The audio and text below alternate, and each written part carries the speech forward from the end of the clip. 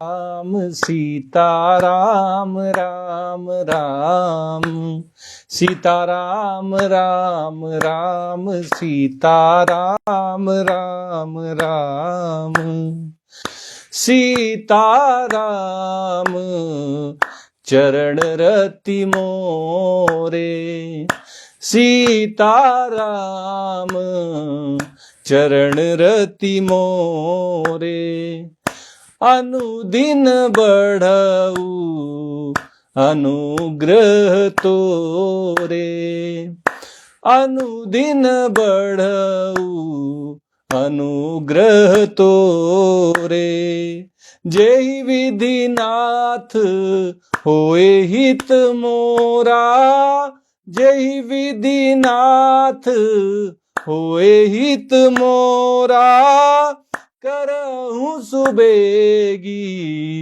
दास मैं तोरा करहूँ सुबेगी दास मैं तोरा सीता राम राम राम सीता राम राम राम सीता राम राम राम सीता राम राम राम अब कछुनाथ ना चाहिए मोहे अब कछुनाथ ना चाहिए मोहे दीन दयाल अनुग्रह तोरे दीन दयाल अनुग्रह तोरे जय विधिनाथ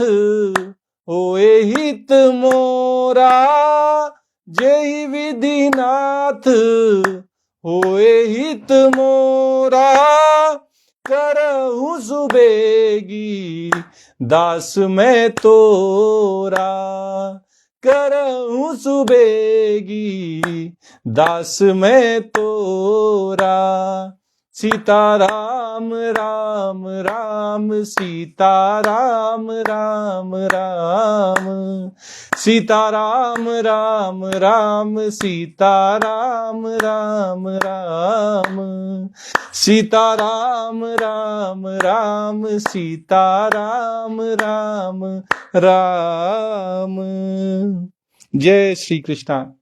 आज के इस श्रीमद् भागवत महापुराण की कथा में आप सबका स्वागत है।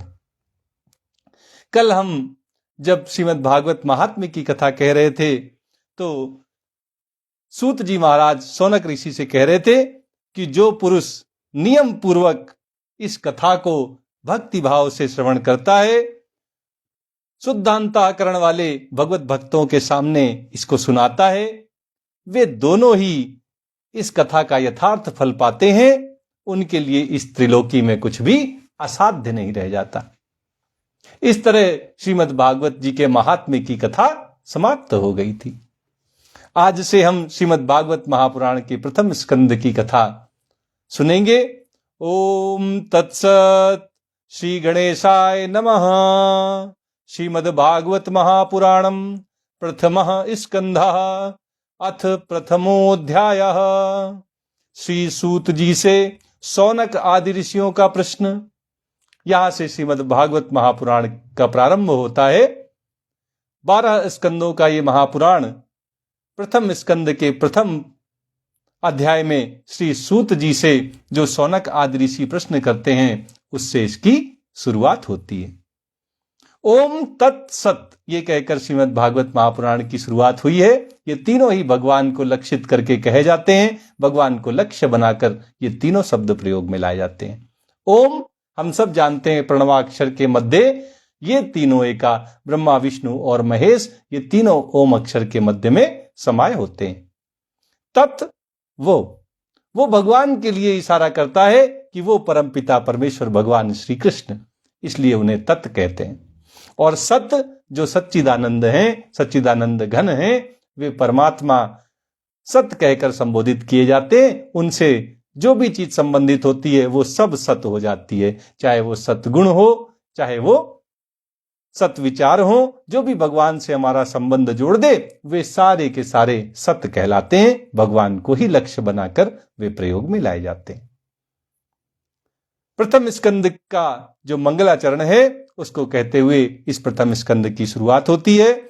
जन्माद्यस्य यतोन्वयादि तरतस चार्थे स्वभिज्ञा स्वराट तेने ब्रह्म हृदय आदि कवे मुयन्ति यत् सूर्यः तेजो वारि मृदाम यथा विनिमयो यत्र त्रिसर्गो मृषा धाम्ना स्वेन सदा निरस्त कुहुकम सत्यम परम धीमहि।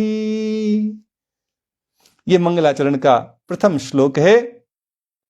इसमें श्री सूत जी से शौनक आदि जो प्रश्न करने वाले हैं उसकी रूपरेखा बन रही है, जिससे इस जगत की सृष्टि हुई है, जिससे इस जगत की स्थिति है और जो इस जगत की प्रलय के कारण है।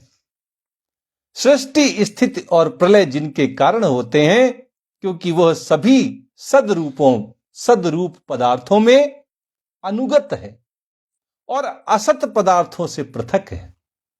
जो भी सत हैं वे उनके ही स्वरूप हैं और जो असत हैं वो उनसे भिन्न है। वह जड़ नहीं है, वह चेतन है। ये सब परम पिता परमेश्वर भगवान श्री कृष्ण के लिए कहा जा रहा है कि उन्हीं से सृष्टि स्थिति और प्रलय होती है। वे ही सत पदार्थों में पाए जाते हैं। सत पदार्थ उन्हीं का ही रूप है, उन्हीं का स्वरूप है और असत पदार्थ उनसे अलग हैं। वे जड़ नहीं हैं, वे चेतन हैं। वे परतंत्र भी नहीं हैं, वे स्वयं प्रकाश हैं। उनको किसी और की ऊर्जा की, किसी और के प्रकाश की आवश्यकता नहीं रहती। वे ब्रह्मा नहीं हैं, वे हिरण्यगर्भ नहीं हैं, लेकिन इन सब को उन्होंने अपने ही संकल्प से वेद ज्ञान का दान किया है। वेदों का ज्ञान उन परम पिता परमेश्वर भगवान श्री कृष्ण ने ही ब्रह्मा जी को, हिरण्यगर्भ को प्रदान किया, जिसके संबंध में बड़े बड़े विद्वान भी मोहित हो जाते हैं। ऐसे हमारे भगवान श्री कृष्ण हैं। चाहे कोई जितना बड़ा अपने आप को ज्ञानी समझ ले, लेकिन वो भगवान का पार नहीं पा सकता। जान ले जो जानन निहारा, जितना वो चाहते हैं उतना वो अपने विषय में जानकारी प्रदान कर देते हैं। उतना ही कोई विद्वान हो सकता है जितना भगवान उसके ऊपर कृपा करते हैं, लेकिन वो कभी भी भगवान के विषय में पूर्ण जानकारी नहीं पा सकता, क्योंकि वो भगवान का अंश है। अंशी के विषय में पूरी जानकारी नहीं रख सकता। बता दे तो कोई बात नहीं, जैसे मां है, शिशु मां के विषय में कितनी जानकारी रख सकता है जितनी मां उसको बता दे, क्योंकि उसका जन्म तो मां के जन्म के बहुत बाद में हुआ। उसके जन्म के पहले की घटनाएं अगर मां उसे बता दे तो पता चल सकती हैं, लेकिन सब कुछ मां के विषय में वो कभी नहीं जान पाएगा। हम सब भी अपने परम पिता परमेश्वर भगवान श्री कृष्ण के विषय में बहुत कुछ जान सकते हैं, लेकिन सब कुछ कभी नहीं जान पाएंगे। बड़े बड़े विद्वान भी उनके विषय में मोहित हो जाते हैं। जैसे तेजो में सूर्य रश्मियों में जल का, जल में स्थल का और स्थल में जल का भ्रम होता है। मोह कैसा होता है? भ्रम पैदा करता है, वही मोह है। मोह को हमने देखा भी है, भ्रम को हमने अपने जीवन में हम सब ने देखा है। कभी कभी जब बहुत कड़ी धूप हो जाती है तो हमें लगता है कि सूर्य की रश्मियों में कुछ जल है। पक्की सड़क में आप देखें, आपको लगेगा कि जल है। क्यों? क्योंकि वो सूर्य की तपती हुई जो धूप है उसके प्रभाव से जल एक भ्रम के जैसा हमें दिखाई देता है। ऐसा ही जल में स्थल का भ्रम होता है। जल में दिखता है कि जमीन है और जमीन में दिखता है कि जल है। ये सब भ्रम के वशीभूत होकर होता है। ऐसे ही उन परमपिता परमेश्वर भगवान श्री कृष्ण में ये त्रिगुणमयी जागृत, स्वप्न और सुसुप्ति रूपा इस सृष्टि मिथ्या होने पर भी उनके कारण, उनके अधिष्ठान सत्ता से सत्यवत प्रतीत होती है। हमें सत्य जैसी मालूम पड़ती है, क्योंकि उसके पीछे का आधार उसको आश्रय देने वाला उनका मूलभूत कारण भगवान श्री कृष्ण है।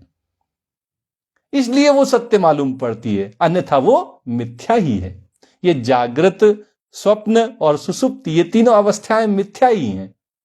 ये सत्य जान पड़ती हैं, हम सबका अनुभव है। हमको पता चलता है कि अब हम सपने से जाग गए हैं, स्वप्न से अब हम गहरी नींद में सो गए हैं, अब हम स्वप्न देख रहे हैं। ये सब हमें उस अवस्था से बाहर निकलने पर एहसास होता है, लेकिन ये सारी अवस्थाएं मिथ्या हैं। इसी तरह ये सृष्टि भी मिथ्या ही है। ये सत्य तो इसलिए जान पड़ती है क्योंकि इसके पीछे का आधार भगवान श्री कृष्ण है।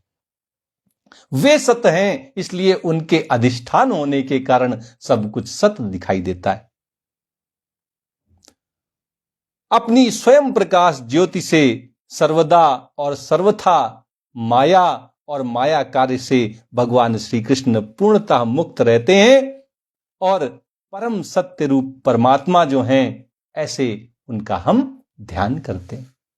सत्यम परम धीमहि, ऐसे भगवान श्री कृष्ण का जो सत्य स्वरूप हैं, माया के प्रभाव से पूर्णतया मुक्त हैं, उनका हम सब ध्यान करते हैं, उनका गुणगान करते हैं, उनकी महिमा गाते हैं। ये मंगलाचरण का जो पहला श्लोक है, ये भगवान श्री कृष्ण की महिमा गाता है। अगले श्लोक में भी ऐसी महिमा कही गई है। धर्मः प्रोज्झित कैतवोत्र परमो निर्मत्सराणाम सताम वेद्यम वास्तवमत्र वस्तु शिवदम तापत्रयोन्मूलनम। श्रीमद्भागवते महामुनि कृते किम वा परैरीश्वरः सद्यो हृदयवरुध्यतेऽत्र कृतिभिः शुश्रूषुभिस्तत्क्षणात्। महामुनि भगवान व्यास देव जी के द्वारा निर्मित इस श्रीमद् भागवत महापुराण में मोक्ष पर्यंत फल की कामना से रहित परम धर्म का निरूपण हुआ है। बिना किसी कामना के क्या धर्म का वास्तविक स्वरूप है, अगर कोई जानना चाहता है तो उसको श्रीमद् भागवत की शरण में आना चाहिए। इसकी रचना करने वाले, इसके रचयिता महर्षि वेदव्यास हैं, जो भगवान के ही अवतार हैं। हम सब भगवान व्यास देव की ही जूठन सबके सामने परोसते हैं और इसलिए जो भी व्यासपीठ पर आसीन होते हैं, उनको, उनके जो बैठने का स्थान है वो व्यासपीठ कहलाता है। जिस आसन पर बैठ के श्रीमद् भागवत सुनाई जाती है वह आसन व्यासपीठ कहलाता है, क्योंकि इसको हम तक पहुंचाने का श्रेय भगवान व्यासदेव जी को ही जाता है। बोलिए भगवान व्यासदेव महाराज की जय। तो व्यासदेव भगवान ने इस श्रीमद् भागवत महापुराण की रचना की और इसको रचना करने के पीछे जो उनका उद्देश्य था, मोक्ष पर्यंत किसी भी फल की इच्छा नहीं, फल की कामना से रहित जो परम धर्म है, भगवत प्राप्ति, भगवान की प्रसन्नता, भगवान का साक्षात्कार करना, यही इसमें निरूपण हुआ है। इसका यही श्रीमद् भागवत हमें प्रदान करता है फल स्वरूप। इसमें मोक्ष की भी कामना नहीं रह जाती, कोई इच्छा नहीं है, केवल भगवान की प्राप्ति की इच्छा। हम जिसके अंश हैं, उस अंशी से हमारा एक बार फिर से मिलन हो जाए, बस यही एक इच्छा श्रीमद् भागवत महापुराण को पढ़ते समय होनी चाहिए। इसके अतिरिक्त और कोई इच्छा नहीं, मोक्ष की भी इच्छा नहीं। मोक्ष तो बहुत नीचे की चीज होती है, इसलिए भगवान के भक्त मोक्ष के प्रति भी लालायित नहीं रहते, उनको तो अपने भगवान ही सबसे ज्यादा प्यारे होते। इसमें शुद्धांतः करण सत्पुरुषों के जानने योग्य उस वास्तविक वस्तु परमात्मा का निरूपण हुआ है, जो तीनों तापों का जड़ से नाश करने वाली और परम कल्याण करने वाली है। श्रीमद् भागवत की जो कथा है, यह सबका कल्याण करने वाली है, और चाहे दैहिक, चाहे दैविक और चाहे भौतिक, किसी तरह के ताप, दुख, कष्ट जीवन में आते हो, उन सब को नष्ट करने वाली ये कथा है। अब और किसी साधन की और किसी शास्त्र का क्या प्रयोजन, जब हमें श्रीमद् भागवत महापुराण के रूप में सभी व्याधियों का, सभी कष्टों का, सभी दुखों का, सभी चिंताओं का रामबाण इलाज मिल गया है, तो हमें और कहीं क्यों जाना चाहिए और किसी की शरण क्यों लें, जब हमारे पास एक ही उपाय मौजूद है जो बड़ा ही सुगम है, बड़ा ही सरल है। ऐसे साधन को छोड़कर और कहीं जाने की आवश्यकता नहीं है। जिस समय भी सुकृति पुरुष इसके श्रवण की इच्छा करते हैं, ईश्वर उसी समय अविलंब उनके हृदय में आकर बंदी बन जाते हैं। ये मंगलाचरण में भगवान वेद व्यास हमें बता रहे हैं कि जिस समय किसी ने मन में इच्छा कर ली कि मुझे श्रीमद् भागवत महापुराण पढ़ना है, सुनना है, सबको सुनाना है, उसी समय भगवान उसके हृदय में आकर बंदी बन जाते हैं, बैठ जाते हैं, विराजते हैं। ये तो अलग बात हो गई, बंदी बन जाते हैं, उसके वशीभूत हो जाते हैं। इतना प्रेम भगवान को अपनी इस कथा से है, तभी तो भगवान ने स्वयं को इसमें समा दिया था। इसके अंदर आकर भगवान स्वयं समा गए थे, क्योंकि उनको ये बड़ी प्यारी कथा है। ये तो उनको उनके ही लीलाओं की याद दिलाती है। निगम कल्प तरोर गलितम फलम सुख मुखादमृत द्रव संयुतम पिबत भागवतम रसमालयम मुहुरहो रसिका भुवि भावुका। वेदव्यास जी कहते हैं कि रस के मर्मज्ञ भक्तजनों, ये श्रीमद् भागवत वेद रूप कल्प वृक्ष का पका हुआ फल है। पका हुआ फल है। जैसे आम का जब फल पक जाता है तो रसीला होता है, स्वादिष्ट होता है। जो एक कल्प वृक्ष का फल हो वो तो कितना रसीला होगा, कितना स्वादिष्ट होगा। ये तो कल्प वृक्ष जो वेद हैं, उन वेद रूपी कल्प वृक्ष का पका हुआ फल है, जो अत्यंत अमृत जैसा रस युक्त है और ये बड़ा ही स्वादिष्ट है। ये सबका कल्याण करने वाला है। श्री सुखदेव जी एक तोते के समान हैं।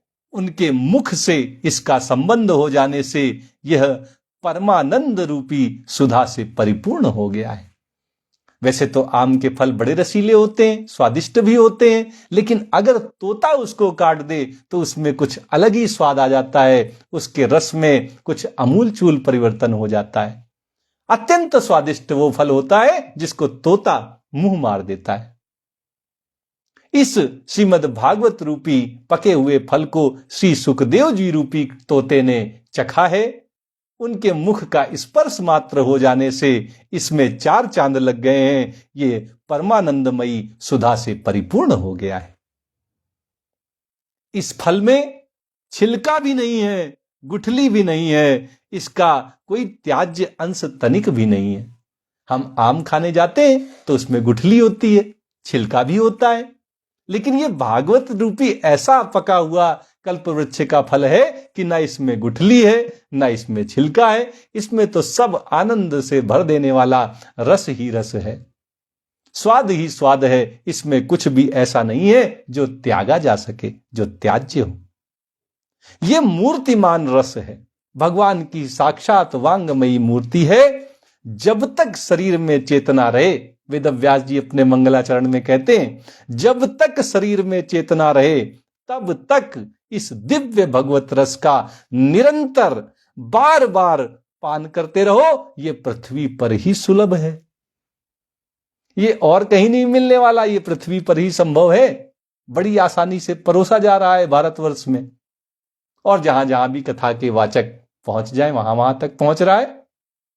लेकिन ये है धरती पर ही सुलभ, क्योंकि आपने सुना कि जब श्री सुखदेव जी महाराज राजा परीक्षित को यह कथा सुनाने के लिए तैयार हुए तो उसी समय देवता इंद्र को आगे करके अमृत कलश लेकर वहां पहुंच गए।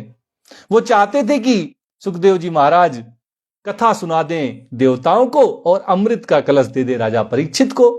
परीक्षित जी मरने वाले हैं, वो मोक्ष को प्राप्त हो जाएंगे, अमर हो जाएंगे, और देवताओं को ये श्रीमद् भागवत जी की कथा सुनने को मिल जाएगी। तब श्री सुखदेव जी महाराज ने कहा था कि सर्व कार्य कुशला देवा। जो देवता होते हैं वे अपने काम बनाने में बड़े कुशल होते हैं, और इसलिए उन्होंने अपात्र जानकर, कुपात्र जानकर देवताओं को यह कथा नहीं सुनाई थी। यह प्रसंग तो श्रीमद् भागवत जी के महात्म्य में बताया गया है। तो ऐसा ये देवताओं के लिए भी दुर्लभ श्रीमद् भागवत महापुराण, जो इस धरती पर बड़ा सुलभ है, हम सबको इसका रसास्वादन करते हुए अपने कल्याण का मार्ग जरूर खोल लेना चाहिए, क्योंकि यह पृथ्वी पर ही सुलभ है। इन 3 श्लोकों के माध्यम से वेद व्यास जी अपने श्रीमद् भागवत महापुराण का मंगलाचरण प्रस्तुत करते हैं। मदन मोहन मालवीय जी ने, महामना मदन मोहन मालवीय जी ने इन 3 श्लोकों के बारे में जो अपनी टिप्पणी की है, आज उसको भी हमें जरूर अपने मन में एक बार सोच लेना चाहिए, उस पर थोड़ा विचार कर लेना चाहिए। महामना मदन मोहन मालवीय जी से जब श्रीमद् भागवत महापुराण के विषय में टिप्पणी करने के लिए कहा गया, तो उन्होंने कहा, मेरी टिप्पणी तो कोई महत्व नहीं रखती, लेकिन इसके प्रथम 3 श्लोकों में जो इसका वर्णन कर दिया गया है, उनको कोई दूसरा कितना भी बड़ा व्याख्या कर दी जाए, कितनी ही बड़ी टिप्पणी कर दी जाए, लेकिन उसका पार नहीं पा पाएगी। जो वेद व्यास जी ने इस मंगलाचरण के माध्यम से श्रीमद् भागवत जी की महिमा गा दी है, भगवान के स्वरूप का वर्णन कर दिया है, वो कहीं और देखने को नहीं मिलता। इस तरह श्रीमद् भागवत महात्म्य का, श्रीमद् भागवत जी की ये मंगलाचरण पूर्ण होता है और कथा प्रारंभ होती है। कथा प्रारंभ। नैमिषे निमिष क्षेत्रे ऋषयः शौनकादयः सत्रम स्वर्गाय लोकाय सहस्त्र सममासत। एक बार भगवान विष्णु और देवताओं के परम पुण्यमय क्षेत्र नैमिषारण्य में शौनकादि ऋषियों ने भगवत प्राप्ति की इच्छा से सहस्त्र वर्षों में पूर्ण होने वाले एक महान यज्ञ का अनुष्ठान किया। शौनक आदि ऋषि इकट्ठा हुए नैमिषारण्य तीर्थ क्षेत्र में भगवान विष्णु और अन्य देवताओं के जो पुण्यमय क्षेत्र है, जिसे नैमिषारण्य के नाम से जाना जाता है, वहां इकट्ठा होकर उन्होंने सहस्त्र वर्षों में पूर्ण होने वाले एक यज्ञ का अनुष्ठान किया। त एकदा तु मुनयः प्रातुर्हुत हुताग्नयः सत्कृतं सूतमासीनं पप्रच्छुरिदमादरात्। एक दिन जब वे इस 1000 वर्षों तक चलने वाले यज्ञ का अनुष्ठान कर रहे थे, उन लोगों ने प्रातःकालीन अग्निहोत्र आदि नित्य कृत्यों से निवृत्त होकर सूत जी का पूजन किया। सूत जी सबसे ज्यादा ज्ञानी थे उन मुनियों में, इसलिए उनका पूजन किया। गुरुर् ब्रह्मा गुरुर्विष्णु गुरुर्देवो महेश्वरा गुरु साक्षात परब्रह्म तस्मै श्री गुरुवे नमः। उनको गुरु के रूप में पूजा की गई, उनकी पूजन हुआ और उन्हें एक ऊंचे आसन पर बिठा दिया गया और बड़े आदर से सब ऋषियों ने उनसे प्रश्न किया। क्या प्रश्न किया? ऋषयः ऊचुः। ऋषियों ने कहा, त्वया खलु पुराणानि सेतिहासानि चानघ आख्यातान्यप्यधीतानि धर्मशास्त्राणि यान्युत। ऋषियों ने कहा कि सूत जी, आप तो निष्पाप हैं, पाप तो आप कर छू भी नहीं सकते। आपने समस्त इतिहास, पुराण और धर्म शास्त्रों का विधिवत अध्ययन किया है, विधि पूर्वक आपने इन सब को पढ़ा है और उनकी भली भांति व्याख्या भी आपने की है।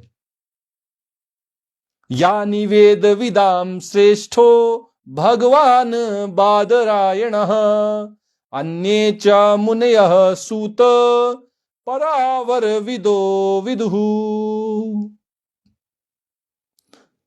वेद वेत्ताओं में श्रेष्ठ भगवान बादरायण ने एवं भगवान के सगुण निर्गुण रूप को जानने वाले दूसरे मुनियों ने जो कुछ भी जाना है, उन्हें जिन विषयों का भी ज्ञान है, वह सब आप वास्तविक रूप में जानते हैं। वेत्थ त्वं सौम्य तत्सर्वं तत्त्वस्य तदनुग्रहात् ब्रूयुः स्निग्धस्य शिष्यस्य गुरुवो गुह्यमप्युत। सारे ऋषि कहते हैं कि आपका हृदय बड़ा ही सरल है, बड़ा ही शुद्ध है, इसी से आप उनकी कृपा और उनके अनुग्रह के पात्र हुए हैं। इसी से आप सभी ऋषियों मुनियों की वाणी को समझ पाए हैं, उन्होंने आपको उपदेश दिए। गुरुजन अपने प्रेमी शिष्य को गुप्त से गुप्त बात भी बता दिया करते हैं। ऐसा कहकर सारे ऋषि भूमिका बना रहे हैं कि वो कुछ गुप्त बातें सूत जी महाराज के मुख से सुन पाए। क्या कह रहे हैं? कह रहे हैं कि जो शिष्य गुरुओं को प्यारे होते हैं, गुरु उनको गोपनीय से गोपनीय बात भी बता दिया करते हैं। कहने का मतलब यह है कि सब ऋषि सूत जी महाराज से विनती कर रहे हैं कि जो भी आपने जाना है, जो भी आपको मुनियों ने सिखाया है, जो भी आपने शास्त्रों के अध्ययन से निष्कर्ष निकाले हैं, उन गोपनीय से गोपनीय विषयों को आप हम सब के सामने उजागर कर दीजिए। तत्र तत्रांजसायुष्मन् भवता यद्विनिश्चितम् पुंसामेकान्ततः श्रेयस तन्नः संसितुमर्हसि। सब ऋषि कहते हैं कि आयुष्मान, आप कृपा करके ये बतलाइए कि जो सारे शास्त्र, सारे पुराण, गुरुजनों के सारे उपदेश इन सारे वर्षों में अपने इस जीवन काल में आपने सुने हैं, इनमें से कलयुगी जीवों के परम कल्याण का सहज साधन आपने क्या निश्चय किया है? आपकी दृष्टि से, आपकी नजर में कलयुग के इन जीवों के कल्याण का सबसे सरल और सुगम साधन कौन सा है? इतने शास्त्र पढ़े, इतने गुरुओं के आपने प्रवचन सुने, इतने पुराण आपने पढ़े, इन सब का आपने क्या निष्कर्ष निकाला कि जिससे कलयुग के इन जीवों का कल्याण हो सके? क्या ऐसा कोई सरल सुगम साधन है आपकी नजर में? ये प्रश्न सभी ऋषि मुनि सूत जी महाराज से पूछते हैं। प्रायेणाल्पायुषः सभ्य कलावस्मिन् युगे जनाः मंदाः सुमंदमतयो मंदभाग्या हि उपद्रुताः।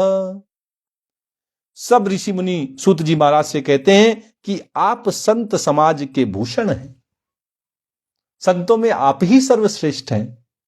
इस कलयुग में प्रायः लोगों की आयु तो कम हो गई है, साधन करने में लोगों की रुचि और प्रवृत्ति दोनों ही कम हो गई है। लोग आलसी हो गए हैं, उनका भाग्य तो मंद है ही, उनकी समझ भी मंद हो गई है, मंद बुद्धि हो गए हैं, समझ भी थोड़ी हो गई है। इसके साथ ही वे नाना प्रकार की विघ्न बाधाओं में घिरे भी रहते हैं।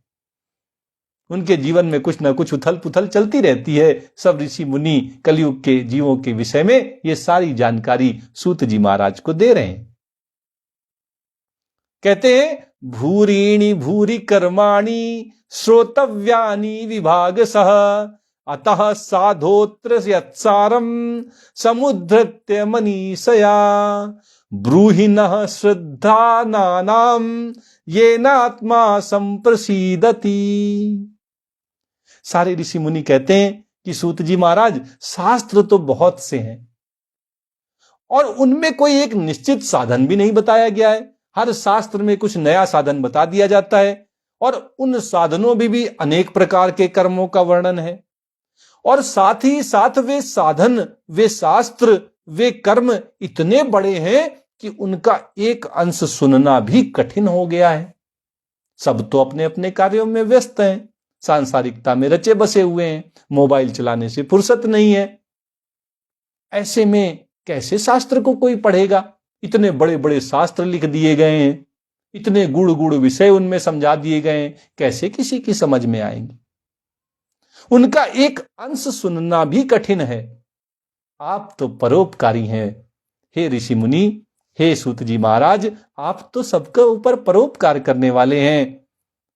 अपनी बुद्धि से, अपनी बुद्धि से, सूत जी महाराज से सब ऋषि मुनि कह रहे हैं कि आप अपनी बुद्धि से इन सभी शास्त्रों का, इन सभी पुराणों का, इन सभी गुरुओं के उपदेशों का सार निकालकर, इन सब का सार निकालकर प्राणियों के परम कल्याण के लिए हम श्रद्धालुओं को सुना दीजिए। जैसे किसी के जीवन की सारी संपत्ति किसी ने मांग ली हो। यही तो ऋषि मुनि कर रहे हैं। सूत जी महाराज ने अपने जीवन में जो कुछ कमाया है वो क्या है? उन्होंने धन दौलत तो नहीं कमाई, शास्त्रों को पढ़ा है, गुरुओं के उपदेशों को सुना है, उससे अपने कुछ निष्कर्ष निकाले हैं। उन जीवन भर की सूत जी की तपस्या का फल ये ऋषि मुनि उनसे ले रहे हैं। यही गुरु की अपने शिष्यों के प्रति प्रेम भावना और उनके प्रति जो उसका समर्पण की भावना शिष्यों की होती है गुरु के प्रति, उसके बदले में गुरु अपने अंतर मन में जो कुछ होता है वो सब अपने शिष्यों को दे देते। पूरा का पूरा ज्ञान जो जीवन भर की तपस्या से उन्होंने पाया है वो अपने शिष्यों को समझा देते हैं, उसका उपदेश कर देते हैं। ये गुरुओं की महिमा है, वो कुछ भी नहीं छुपाते। आज सूत जी महाराज भी गुरु के रूप में पूजे गए हैं और उनके शिष्य आज उनके जीवन भर की जो तपस्या है उसका फल, जो भी ज्ञान है उस शास्त्रों के निष्कर्ष के विषय में उनसे कहते हैं कि आप वो निष्कर्ष हमें सुना दीजिए। हम सब श्रद्धालु हैं, हमारा परम कल्याण हो जाए, इसके लिए सभी शास्त्रों का सार आप हमें सुना दीजिए। और इसका कारण क्या है? क्यों वो चाहते हैं कि उनको ये सुना दिया जाए? उनका कल्याण हो जाए और वो चाहते हैं कि उनके अंतःकरण की शुद्धि हो जाए। अपने अंतःकरण की शुद्धि के लिए और अपने परम कल्याण के लिए सूत जी महाराज से सभी ऋषि मुनि कह रहे हैं कि आप शास्त्रों का सार हमें बता दीजिए। आज की कथा यहीं तक होगी। शास्त्रों का क्या सार सूत जी बताते हैं, आगे की कथा कल कही जाएगी। आइए श्रीमद् भागवत जी की आरती करते हुए आज की इस कथा को संपन्न करते हैं।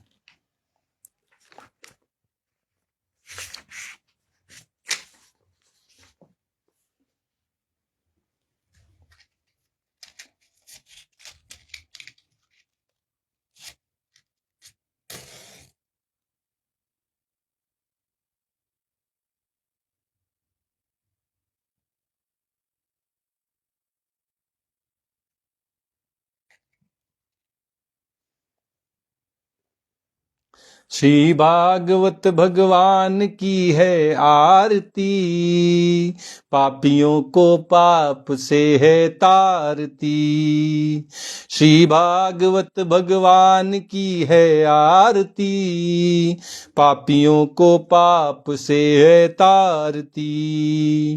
ये अमर ग्रंथ ये मुक्ति पंथ ये पंचम वेद निराला, नव ज्योति जलाने वाला। ये अमर ग्रंथ ये मुक्ति पंथ ये पंचम वेद निराला, नव ज्योति जलाने वाला। हरि नाम यही हरि धाम यही, हरि नाम यही हरि धाम यही। यही जग मंगल की आरती, पापियों को पाप से है तारती। श्री भागवत भगवान की है आरती, पापियों को पाप से है तारती। ये शांति गीत पावन पुनीत, पापों को मिटाने वाला, हरि दरस दिखाने वाला। ये शांति गीत पावन पुनीत, पापों को मिटाने वाला, हरि दरस दिखाने वाला। ये सुख करनी ये दुख हरिणी, ये सुख करनी ये दुख हरिणी। श्री मधुसूदन की आरती, पापियों को पाप से है तारती। श्री भागवत भगवान की है आरती, पापियों को पाप से है तारती। ये मधुर बोल जग फंद खोल, सन्मार्ग दिखाने वाला, बिगड़ी को बनाने वाला। ये मधुर बोल जग फंद खोल, सन्मार्ग दिखाने वाला, बिगड़ी को बनाने वाला। श्री राम यही घन श्याम यही, श्री राम यही घन श्याम यही। यही प्रभु की महिमा की आरती, पापियों को पाप से है तारती। श्री भागवत भगवान की है आरती, पापियों को पाप से है तारती। श्री भागवत भगवान की है आरती, पापियों को पाप से है तारती।